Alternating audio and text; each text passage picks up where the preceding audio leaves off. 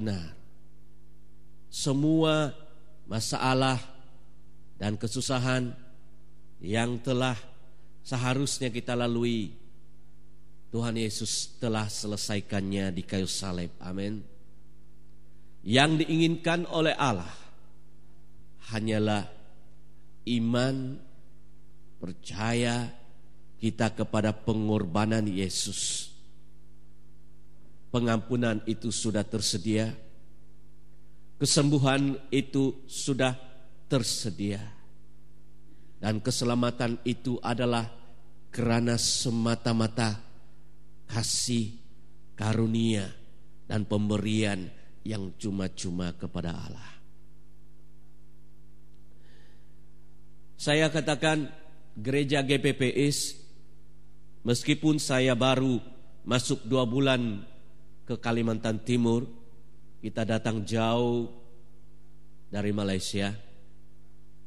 Kami melayani Tuhan bersama istri saya, Cik Christine, ini dia. Dan saya bawa satu hamba Tuhan, pendeta Andy dan istri. Oh, mana istrinya ya?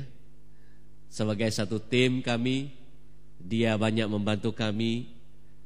Dia juga melayani di Tarakan, tapi dia join kami sebagai tim pelayanan Yayasan LAMB, LAMB, yaitu dalam bahasa Inggrisnya, bahasa Indonesianya pelayanan anak domba.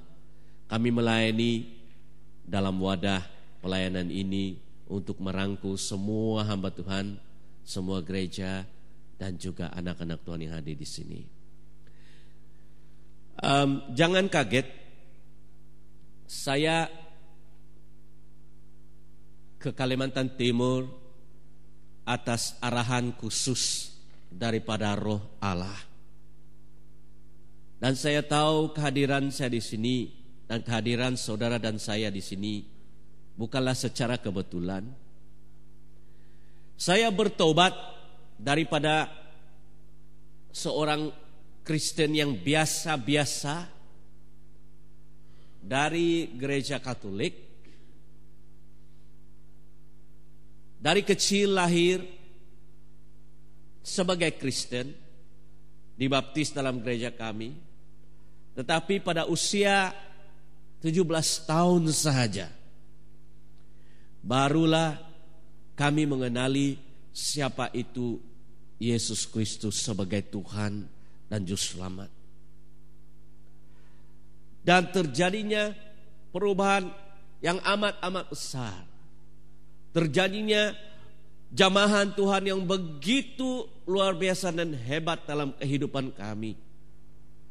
Sehingga seawal usia 20 tahun saya dipanggil Tuhan untuk menjadi hambanya dan melayani. Dan kalau hanya malaikat Tuhan datang pada saya seperti manusia biasa, saya akan tanya, siapa kamu? Kamu ini siapa?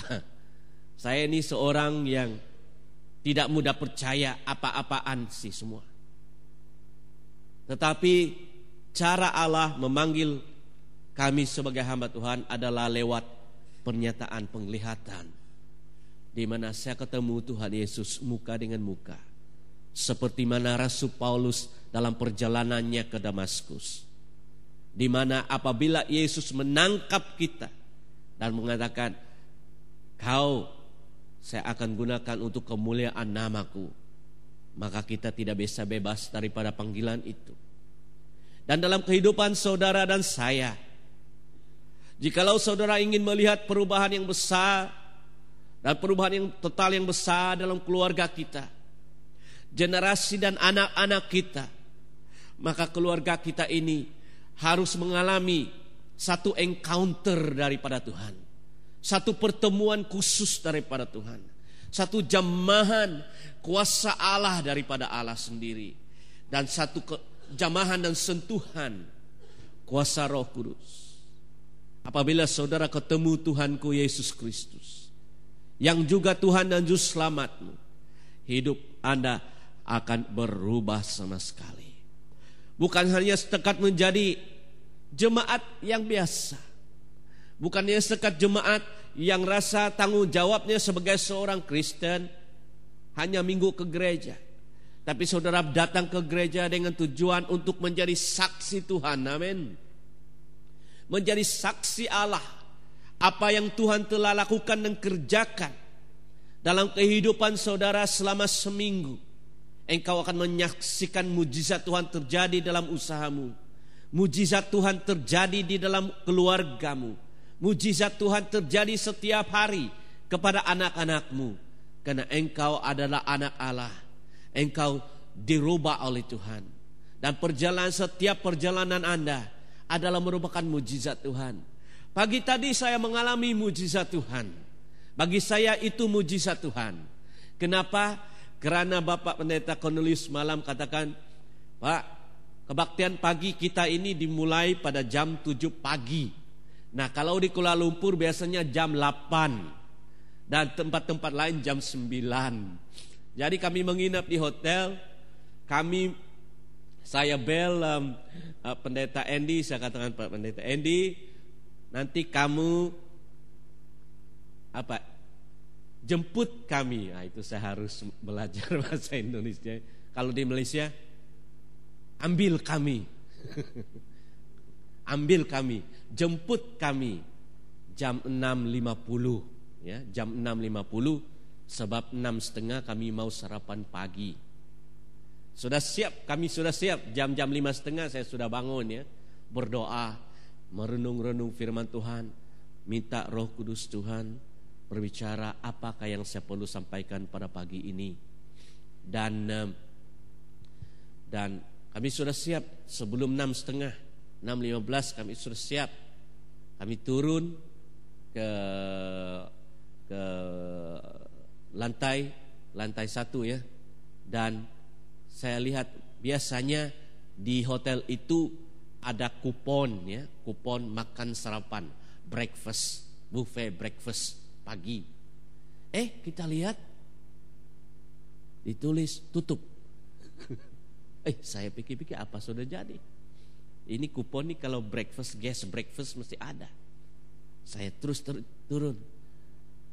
Sebab saya kena sarapan jam 6.30. Jadi hingga jam 50 lebih kurang 20 menit, 30 menit, hampir 30 menit ya untuk makan sarapan. Jadi saya tanya, Pak, sarapannya belum buka ya? Restorannya belum buka? Oh maaf Pak, restorannya buka jam 7. Waduh, sudah saya pikir, aduh macam mana ini? Sudah jam 7. Enggak apa-apa, dalam hati saya sudah biasa. Saya pernah berpuasa 40 hari loh. Saya pernah berpuasa 40 hari, ini jujur. Saya pernah berpuasa juga 20 hari, 15 hari. Enggak apa-apa, saya puasa hari inilah. Mana tahu selepas kebaktian ada jemaat yang nanti bawa kami makan. Ada ya? Enggak apa. Tapi saya ingat istri saya. Wah, istri saya macam mana ya, belum sarapan. So istri saya ini badannya besar. Jadi kalau dia makan pun besar.